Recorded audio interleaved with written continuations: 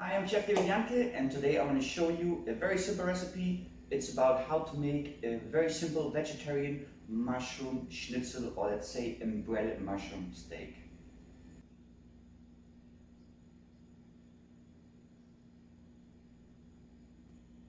Our recipe is very simple. It doesn't require so lots of ingredients. It's just basically embedding our mushroom. We can use any kind of large size mushroom for that. In that case, here I'm going to use some boletus. They are delicious. They have also three textures, no, like the stalk, the spunky texture, and the head texture. And we want to cut it like in slices. And after, we want to marinate them first. For that, I will grate a little bit of white onion, a little bit of garlic. I will add a bit of salt, smoked paprika, and pepper to it, and I will let them sit for about 20 to 30 minutes. The salt will pull me a little bit water. It will help me for the breading. Then I will add some Parmesan cheese. I will grate that very fine in the top.